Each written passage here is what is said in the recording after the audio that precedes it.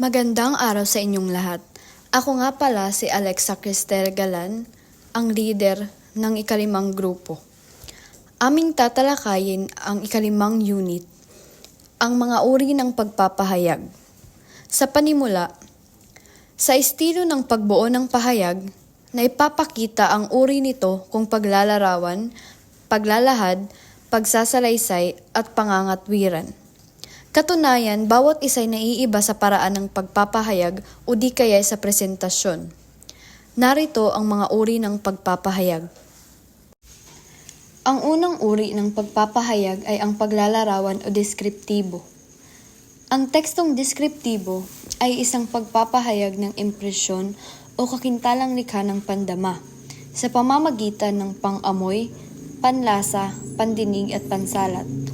Itinatala ng sumusulat ang paglalarawan ng mga detalye na kanyang nararanasan.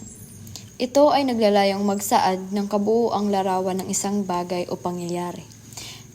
Ito rin ay isang konseptong biswal. Magbibigay ako ng isang halimbawa. Maganda si Matet, maamo ang muka lalo pang pinatingkad ng mamula-mula niyang pisngi. Mahaba ang kanyang buhok na umaabot hanggang sa baywang. Sa halimbawang ito, inilalarawan ang bawat detalye ng paksang tinutukoy ng naglalarawan. Dito na tayo sa katangian ng tekstong paglalarawan. Una, malinaw na inilalarawan ang paksa gamit ang iba't ibang pandama.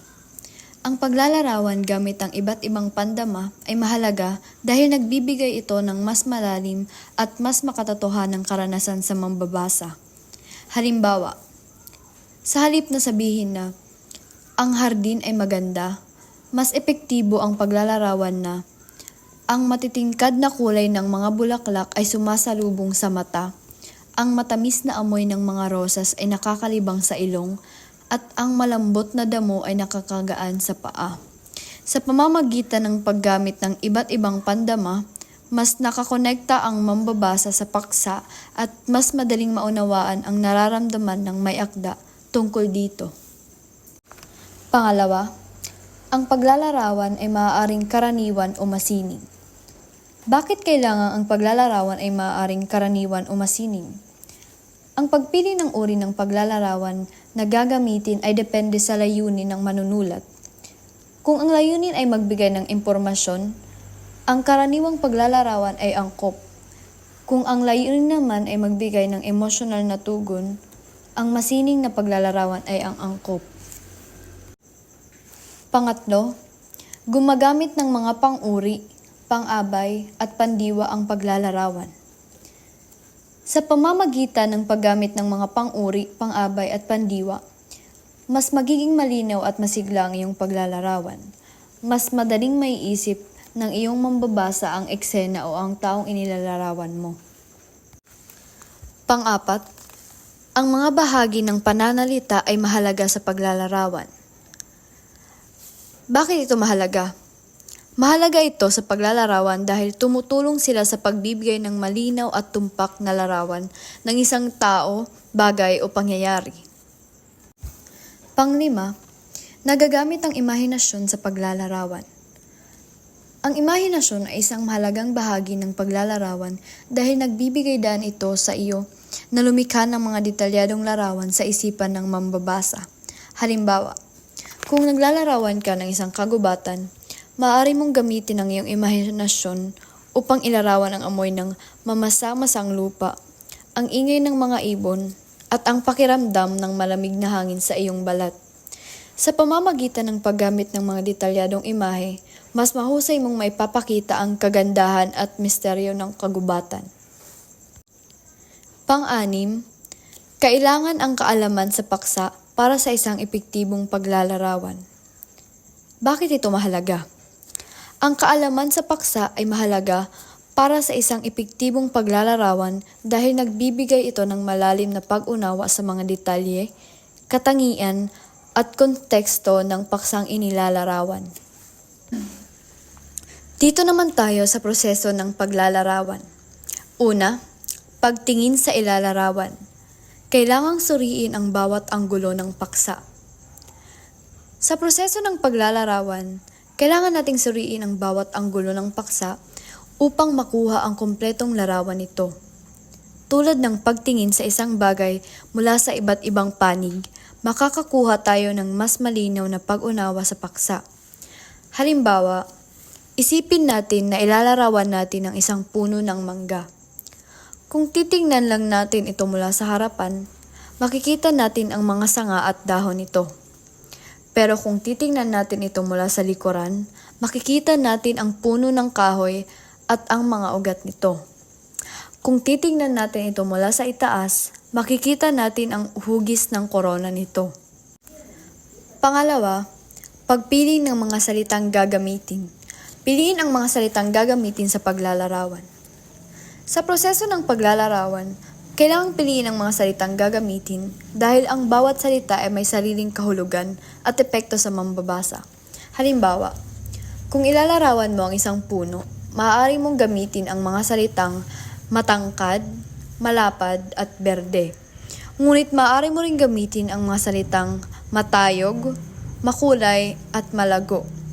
Ang bawat set ng mga salita ay nagbibigay ng iba't ibang impresyon sa mambabasa. Ikatlo at ang panghuli, pagsulat o paglalarawan ng bagay o lugar o pangyayari. Isulat ang paksa ng malinaw at maayos. Kailangang isulat ang paksa ng malinaw at maayos dahil ito ang pundasyon ng iyong buong paglalarawan. Kapag hindi malinaw ang paksa, mahihirapan ang mambabasa na maunawaan ang iyong sinusubukang ilarawan. Narito ang isang simpleng halimbawa. Ito ang halimbawa ng hindi malinaw na paksa. Kapag sinabing isang bagay, ito naman ang halimbawa ng isang malinaw at maayos na paksa. Kapag sinabing isang pulang rosas na may matitingkad na talulot. Sa unang halimbawa, hindi malinaw kung ano ang isang bagay. Hindi mo lang alam kung ano ang ilalarawan. Samantala, sa ikalawang halimbawa, malinaw na ang paksa ay isang pulang rosas. Ang mambabasa ay mayroon ng ideya kung ano ang paglalarawan. Mayroon tayong dalawang uri ng paglalarawan. Una, karaniwang paglalarawan. Sa karaniwang paglalarawan, siya yung ginagamit natin palagi nang hindi namamalayan. For example, ang tabang ng lasa ng mga paninda doon malapit sa kanto. Or kung nagdi-describe ka sa sayo nga tao, for example, ang ganda na ni Linda ngayon kaysa noon na hindi pa siya marunong mag-ayos ng kanyang sarili. Sa karaniwang paglalarawan, example rin ang pagbabasa ng Wattpad. Pangalawang paglalarawan ay ang masining na paglalarawan. Abstract ito, which is hindi mo agad masasabi kung ano ba ang tinutukoy ng manunulat dahil gumagamit ito ng matatalinghagang pahayag or malalim na salita.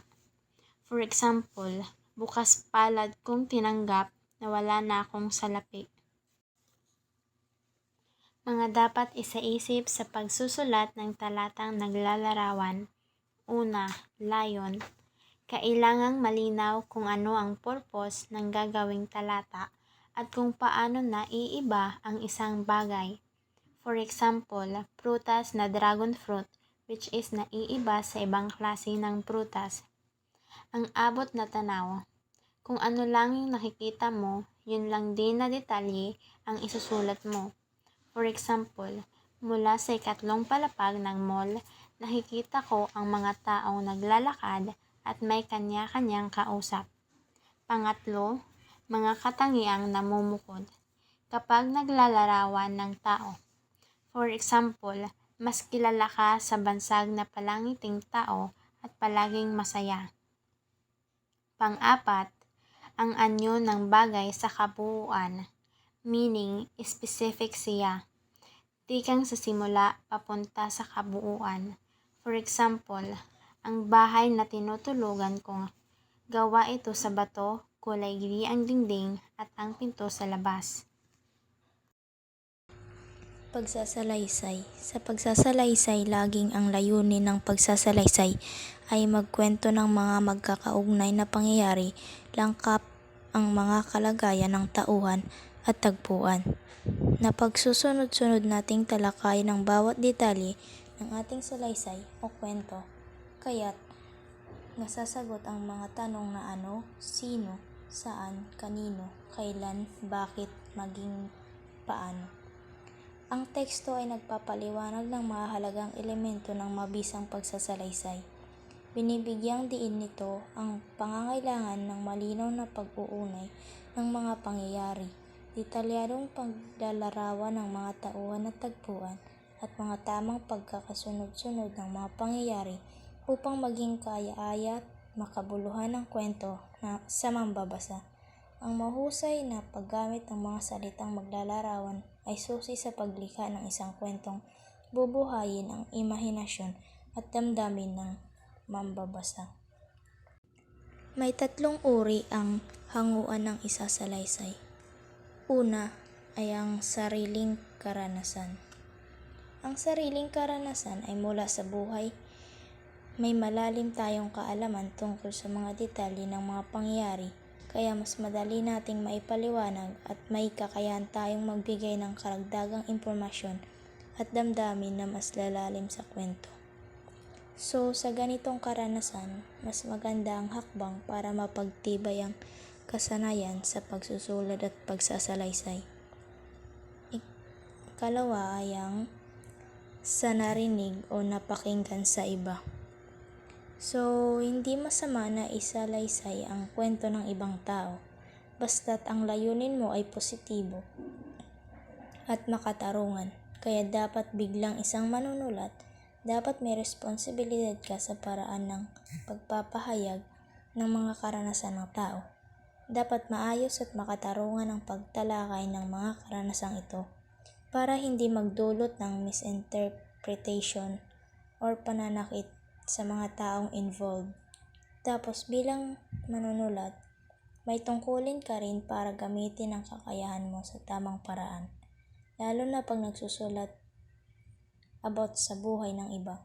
Halimbawa, maaari mong gamitin ang mga teknik tulad ng paglalarawan, dialogo o mga simbolismo para ipakita ang complex aspect ng buhay ng iba na hindi sinasakripisyo ang kanilang dignidad. Pang-3 ay ang napanood sa telebisyon o pelikula. Sa panonood ng pelikula o telebisyon, mahalaga na maging mapanuri tayo bilang mga tagapanood. Hindi lahat ng nakikita o naririnig sa media ay totoo. Kaya bilang manunulat o tagapanood, kailangan natin gamitin ang critical thinking para suriin ang mga mensahe na pinapalabas. Mula sa mga pelikula o programa, makakabuo tayo ng bagong isasalaysay na mas may malalim na pag-unawa, hindi lamang sa mga karakter at kwento, kundi sa mga konteksto ng mga isyong tinalakay. Pang-4 ay ang bungang isip. Ang bungang pag-iisip ay tumutukoy sa mga ideya o kwento na nagmumula sa malikhain at malawak na imahinasyon ng isang manunulat.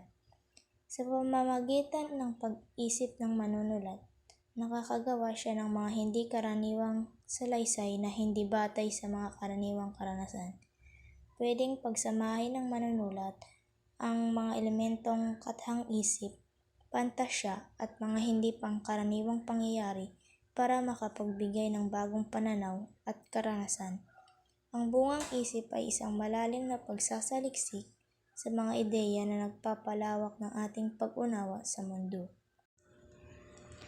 Ang panghuli ay ang panaginip o bungang tulog.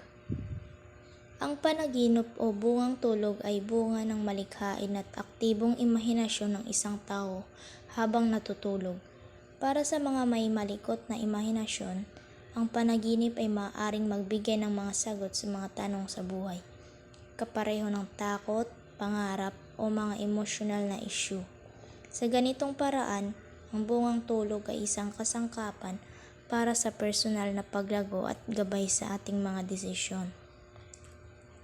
Sa katangian ng mahusay na salaysay, ay 4 naman itong uri. Una ay ang may maikli ngunit orihinal na pamagat. Ito ay isang pamagat na may layuning mabilis at malalim na maiparating ang mensahe ng akda, kaya maikli lamang ang pamagat pero puno ng kahulugan.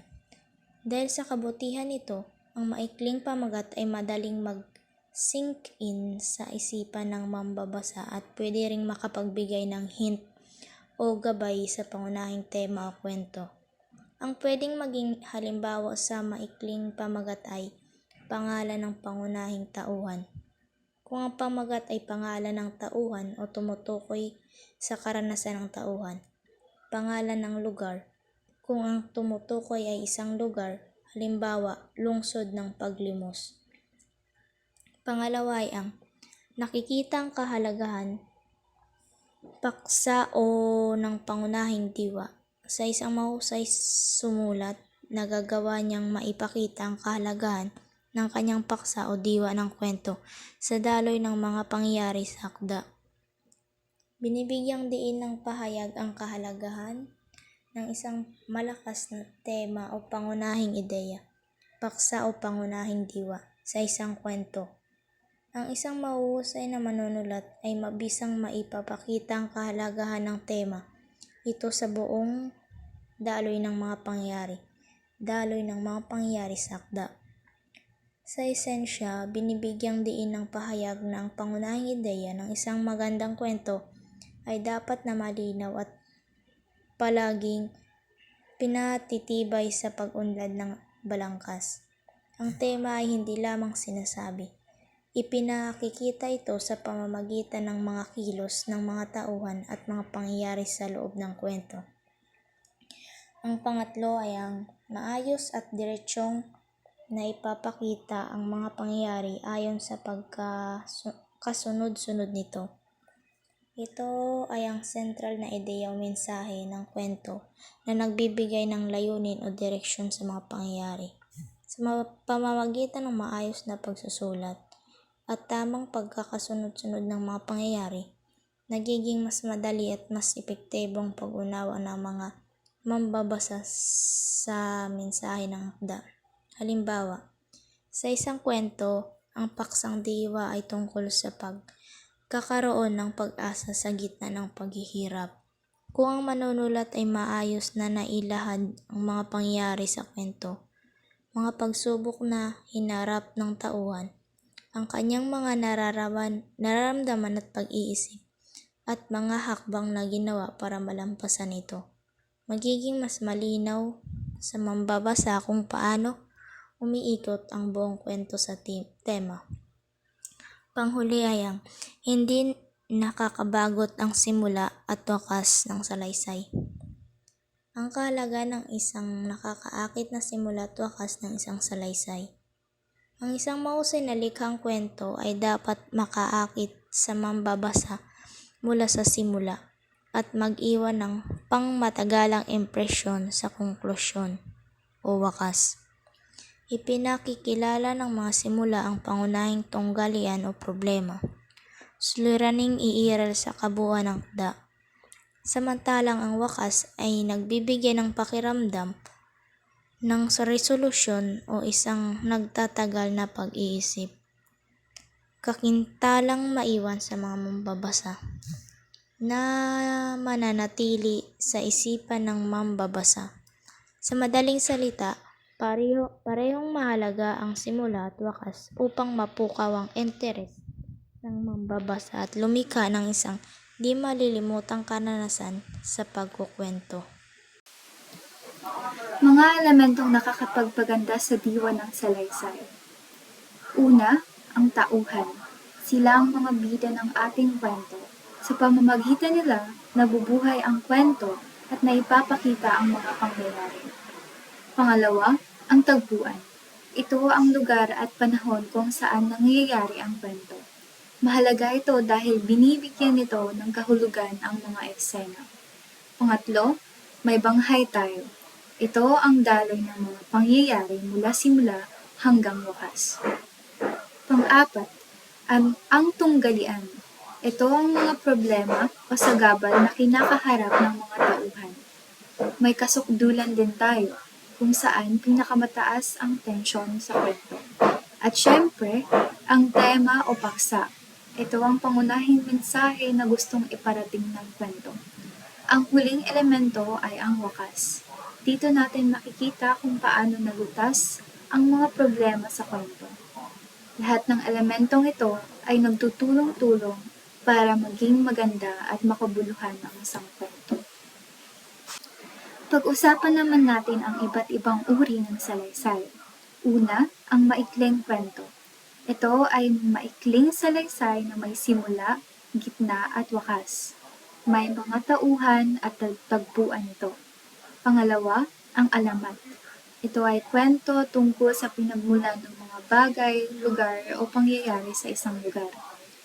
Pangatlo, ang anekdota. Ito ay maikling kwento tungkol sa tunay na pangyayari sa buhay ng isang tao. Pang-apat, ang talambuhay. Ito ay kwento ng buhay ng isang tao, maaaring sinulat niya mismo o ng ibang tao. Pang-lima, ang nobela. Ito ay mahabang kwento na may maraming tauhan at tagpuan. At panghuli, ang journal. Ito ay tala ng mga araw-araw na karanasan ng isang tao. Ang bawat uri ng salaysay ay may kanya-kanyang layunin at kagandahan. Ang ulan at pangarap, silya, at alaala ng kaibigan ay mga halimbawa ng maikling kwento. Ngayon, pag-usapan naman natin ang tungkol sa pangangatwiran. Alam ba ninyo na ang pangangatwiran ay isang kasanayan na ginagamit natin araw-araw? Ito ay hindi lang simpleng pakikipagtalo, kundi isang mahalagang kasanayan na tumutulong sa atin na maunawaan ng maayos ang ating mga ideya, ng malinaw ang ating mga opinyon, makipag-usap ng may sapat na basihan, at magkaroon ng mas mabuting pangunawa sa iba't ibang panig ng isang usapin. Sa mundo ngayon, lalong nagiging importante ang tamang pangangatwiran. Bakit? Dahil kailangan nating masuri ang mga impormasyon na ating natatanggap, makagawa ng matitinong desisyon, at makapaghayag ng ating mga ideya ng may paggalang. Sa madaling salita, ang pangangatwiran ay hindi lamang para sa debate o formal na talakayan. Ito ay kasanayan na makakatulong sa atin sa pag-aaral, trabaho, at maging sa ating pang-araw-araw na buhay. Ano nga bang pangangatwiran ayon sa mga dalubhasa? Una, ayon kay Paz Belvez noong 1974, hindi ito basta kakayahan lang. Ito ay mahalagang kasanayan sa buhay, kahit sino, guro man o hindi, ay pwedeng matuto nito. Kung tamang paraan, madali itong maintindihan. Pangalawa, ayon kay Badayos noong 2001, ito ay paraan ng pagbibigay ng malinaw na dahilan, katulad ito ng nangyayari sa korte. May patunay at ebidensya. Kailangan may basihan ang mga sinasabi. Sa madaling salita, ang pangangatwiran ay paraan ng maayos na pag-iisip, malinaw na pagpapaliwanag, maingat na pagsusuri ng mga bagay-bagay, may sapat na patunay sa mga sinasabi. Tandaan, hindi ito pamimilit ng opinyon, kundi maayos na pagpapaliwanag na may basihan. Mga sangkap sa mabisang pangangatwiran. Una ay paksa. Tumutulong ito sa pinag-uusapan na dapat bigyang katwiran. Ang lalim ng pangatwiran gayon din ang haba ng talakayan ay naayon sa nilalaman ng paksang pinag-uusapan. Pangalawa ay pangyayari. Tumutukoy sa paninindigan ng mga bagay o isyu sa lubhang makatotohanan. Pangatlo ay proposition. Ito ay pahayag na dapat pagtalunan kaya't maaaring makaakit ng mga tagapakinig at tagapagsalita. Ang proposition ay maaaring sang-ayunan at maaari ring tutulan kaya't dapat talagang mangatwiran. Lastly ay personalidad. Sa pangatwiran, elemento rin ang personalidad dahil may mga pagkakataon na ang personalidad ay sapat sa katotohanan o kabalintunan nito. Katangian ng mainam na pangangatwiran. Hindi marahas manalita ang nangangatwiran. Larawan siya ng kahinahunan, bagamat may sitwasyong nakauubos ng salitang pagtitimpi. Iwasan ang karahasan upang di humantong sa isang mainitang pagpapalitan ng ideya o pananalita. Ikalawa ay simple ang pananalitang gamit upang madaling maunawaan. Sa pangatwiran, ang matayog na pananalita ay maaaring magdulot ng iba yung kaguluhan dahil baka di kaagad-agad masakyan ang kahulugang taglay nito. Ikatlo ay nakagagamit ng ibang salitang ipamamalit sa iba pang salitang maaaring may kalabuan. Sa pangangatwiran, lubhang kailangan ng mayamang talasalitaan ng isang nangatwiran upang ang salitang may hirap para sa mga nakikinig ay agad mapapalitan ng salitang mga kagaanan na madaling intindihin. Ikaapat ay malinaw ang pahayag. Hindi kinakain ang salita o letra ng mga salita ng isang nangatwiran kaya't madaling intindihin. Ikalima ay mabilis ang utak sa pag-iisip. Kung mangatwiran, ang bilis ng utak ay sadyang kailangan upang di siya maunawaan ng takot o nerbiyos, lalo na kung kaharap na ang kalaban sa pangatwiran na mabilis ding magpahayag. Panghuli ay may kababaan ng loob ang nangatwiran. Ang pagkapanalo ng isang bate ay di lamang batayan ang laman ng sinasabi. May kinalaman din ng pag-uugali. Ang mayabang mga twiran ay daig ng nangatwirang mahinahon at larawan ng kapakumbabaan. Kahalagahan ng pangangatwiran. Una ay para may pagtanggol ang sarili. Kung mahusay o magaling kang magtanggol ng iyong sarili, lalo na sa harap ng mga kasamahan sa bahay, maaaring maligtas ka sa anumang parusang kadalasay ipinapataw sa iyo kung may nagkakasala. Ikalawa ay paglilinaw ng mga magulong issue. Ang pangatwiran ay nararapat lalo na kung may mga isyung dapat linawin sa ikabubuti ng marami. Panghuli ay maibabahagi sa iba ang katotohanan o alam. Ang pangatwiran ay may kaakibat na mabibigat na patunay o ebidensya ay daan sa pagsisiwalat ng katotohanan. Uri ng pangangatwiran. Pangangatwirang induktibo o pabuod. Sa uring ito, ang pangangatwiran ay nagsisimula sa malikot na detalye ng karaniwan tungo sa pangkalahatang katwiran. Ang pangangatwirang induktibo o pabuod ay isang paraan ng pag-iisip kung saan nagsisimula sa mga tiyak na obserbasyon o detalye at pagkatapos ay bumubuo ng pangkalahatang konklusyon. Narito ang isang halimbawa. Noong nakaraang linggo, umuulan ng malakas at bumaha muli. Tuwing may malakas na ulan, palaging bumabaha sa aming barangay. Sa ganitong paraan ng pangangatwiran, gumagamit ng mga paulit-ulit na obserbasyon upang makabuo ng isang konklusyon na maaaring totoo sa pangkalahatan. Pangangatwirang didaktibo o pasaklaw. Ang pangangatwiran ay nagmumula sa pangkalahatan tungo sa mga detalye o maliliit na katwiran. Ang ganitong uri ng pangangatwiran ay naipapahayag sa pamaraan ng silohismo ayon kay Badayos.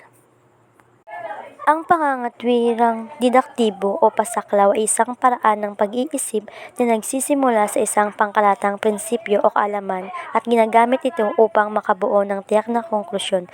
Narito ang halimbawa. Lahat ng tao ay namamatay. Sa makatuwid, si Jose ay namamatay.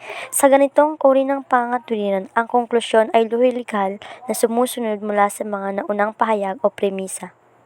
Ang silohismo ay binubuo ng tatlong magkakaugnay na pahayag. Una, ang pangunahing batayan, pangunawang kaisipan. Pangalawa, ang pangalawang batayan, kaisipang nabuo na ibinatay sa unang kaisipan. Pangatlo, konklusyon. Nabuo batay sa unang dalawang kaisipan na ginagamitan ng tagang kung. Proposisyon. Ito ang tinutukoy na paksa ng pagtatalo na maaaring magpahayag ng anyong pagsalungat o kaya'y pagsang-ayon. Ang paksa nito ay di dapat naiiwan ng panahon, may katiyakan maliban sa malinaw ang pagkakalahad sa kabuuan. Ang isang proposisyon ay nakakabuhay ng interes ng pagtatalo. Ang mga aspeto sa pagbuo ng proposisyon. Una, pangyayari, tumutukoy o binabatay ang proposisyon sa mga kaganapan sa kapaligiran. Ito ay mga kaganapang di karaniwan. Halimbawa, nagkaroon ng malawakang rally sa mga daanang matao noong isang araw. Pangalawang halimbawa, nagreklamo sa management ang mga taong palaging sumasakay sa LRT dahil sa biglaang pagbabawal na gamitin ang card na dati ginagamit sa pagsakay dito. Pangalawang aspeto sa pagbuo ng proposisyon. Patakaran. Ang uri ng proposisyong ito ay gamit sa pagpapahayag ng pagtatalong pampubliko. Ang pagtatalo ng dalawang koponan ay upang mabatid ang kawastuhan o kamalian ng binabalak niya. Dito'y gamit ang salitang dapat o di dapat. Halimbawa, dapat na pairalin ng mahigpitan ang tamang bigat ng billboard sa mga matataong lugar. Pangalawang halimbawa, dapat ipagbawal ang pagtitinda ng mga junk food sa eskwelahan. Pagtatalo o argumentasyon. Ang pagtatalo ay gawain ng dalawang koponan na pinili upang mangatwiran sa isang makabuluhang isyong binuo. Ito ay gantihang gamit ang panananggol ng panig na pinili upang sila'y paniwalaan o manalo kung sakaling ito'y ginawang contest na ihaharap sa madla. Sa pakikipagtalo upang ito'y mapagtagumpayan, una, dapat nakapangalap ng marami o sapat na datos na magagamit na katibayan ng ipinanananggol na panig. Sa pagligaw ng mga ebidensya, ang puspusang pananaliksik ukol sa isyu ay lubhang napakahalaga. Ginawa ito upang lubusang mapaghandaan ang pagtatalong itinakda para sa dalawang koponan.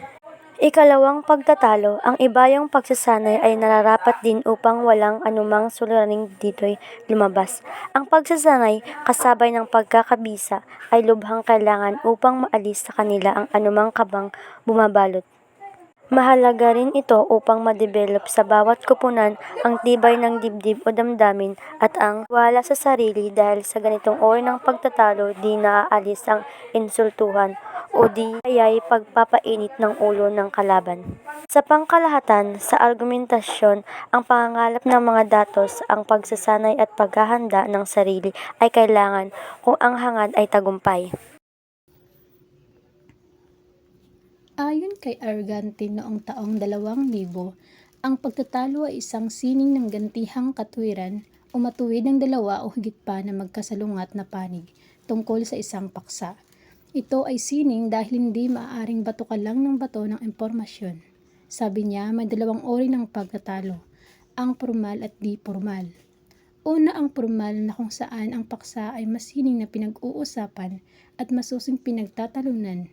Nakasaad din sa libro na sa pagtatalong ito lubusang pinaghahandaan ang gagawing pangangatwiran, lalo na kung pakikipagtunggalin na ihaharap sa madla o pang-contest ang gagawin. Ang formal na pagtatalo ay may sinusunod na tatlong hakbang. Una ay ang pangangalap ng datos o impormasyon, bilang basihan o patunay na nais mong ipaglaban na panig. Ikalawa ay ang paggawa ng dagli o balangkas. Kailangan mong buuin sa iyong isipan kung paano mo ilalatag ang mga impormasyon at saka mo ito ibabato sa kabilang panig upang masiguro na maayos ang pagkakalapat ng mga ideya. Ang ikatlo ay ang pagpapatunay ng iyong katwiran sa pamamagitan ng mga sa unang hakbang. Sunod ay ang di formal. Dito ay hindi maayos o di puspusan ang pangangalap ng datos upang makapanindig o makapangatwiran. Ang debating Oxford, Oregon. Ang debating Oxford, Oregon ay isang uri ng formal na pagtatalo na karaniwang ginagamit sa mga akademikong setting. Ito ang pinakakaraniwang uring debate bago simulan ang laban o pagtatalo. Pinabubunot ang dalawang koponan para sa panig na kanilang ipagtatanggol. Karaniwan ng bawat koponan ay binubuo ng 2 o 3 miyembro. Ang format na ito ay naglalayong suriin ang kakayahan ng mga kalahok sa pangangatwiran, lohikal na pag-iisip at pagsasalita. Sa sistemang ito, mayroong 3 pangunahing elemento: ang nagtatanggol sa panig or ang affirmative, ang interpellation o pagtatanungan or ang cross-examination. at ang talumpating nanunuligsa o rebuttal speech. Paano nga ba ito ginagawa? May 3 uri ang Oxford Oregon. Una, nagtatanggol sa panig or ang affirmative side.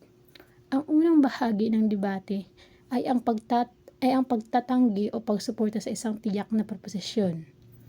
Ang kalahok mula sa panig na ito ay inaatasan na ipakita ang kanilang mga argumento at ebidensya upang patunayan ang kanilang proposisyon.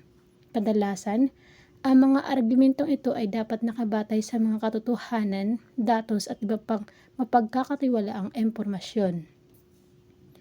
Pangalawa, ang interpellation o pagtatanungan or ang cross-examination. Pagkatapos ng unang talumpati mula sa nagtatanggol na panig, may pagkakataon ang kabilang panig or ang opposing side na magtanong. Ang layunin nito ay suriin ang mga argumento ng nagtatanggol na panig at tukuyin ang anumang kahinaan o kakulangan sa kanilang ebidensya. Mahalaga ito upang makuha ang tiwala ng hurado at makabuo ng mas malalim na pag-unawa tungkol sa isyu. Pangatlo, ang talumpating nanunuligsa or ang rebuttal speech. Sa huling bahagi ng debate, bawat panig ay magkakaroon muli ng pagkakataon upang ipahayag ang kanilang mga argumento matapos marinig ang tanong at sagot mula sa interpellation. Dito, maaring baliktarin ng bawat panig ang mga argumento ng kalaban at muling ipakita kung bakit sila dapat manalo batay sa kanilang ipiresentang ebidensya at lohika. Mga tuntunin sa pagsasalita ng mga masisipagdebate. Unang tagapagsalita, sang-ayon. Pagpapaalam sa katunggali ng panig nilang sang-ayon sa proposisyong inihain. Ikalawa, unang tagapagsalita, di sang-ayon. Pagtatanong ukol sa unang talumpati at tulad ng unang tagapagsalita, ilalahad niya ang panig na sa proposisyong di sang-ayon. Ikatlo, ikalawang tagapagsalita o ang sang-ayon. Ang sang-ayong panig ay magtatanong sa unang nagsalitang di sang-ayon sa proposisyon. Ilalahad na rin niya ang argumento ukol sa sang-ayong panig. Pang-apat, ikalawang tagapagsalita. Tatanungin ng ikalawang tagapagsalita ang unang nagsalitang sang-ayon ang panig. Ilalahad na rin ang argumentong di sang-ayon sa proposisyon. Panglima, ikatlong tagapagsalita.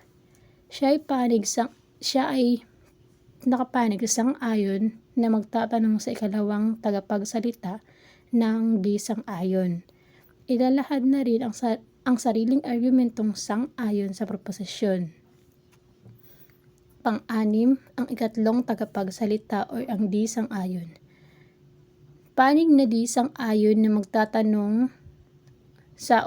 magtatanong ukol sa ikalawang tagapagsalita, ang sang-ayon. Maglalahad na rin siya ng argumentong di sang-ayon sa proposisyon. Unang tagapagsalita or ang sang-ayon ay tanga.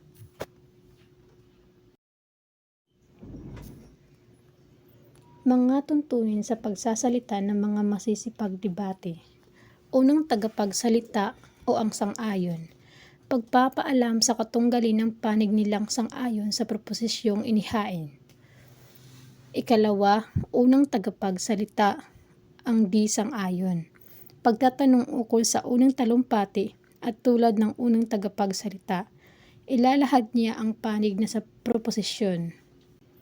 Mga tuntunin sa pagsasalita ng mga masisipagdebate.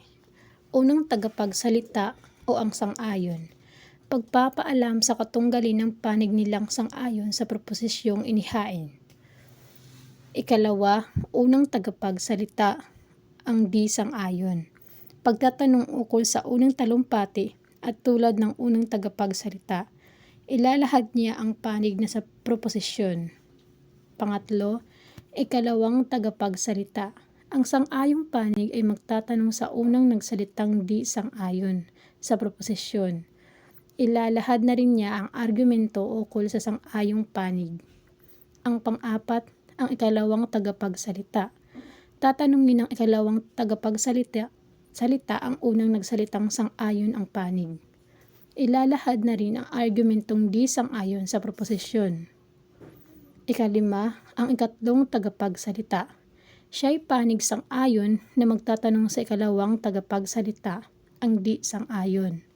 Ilalahad na rin ang sariling argumentong sang-ayon sa proposisyon.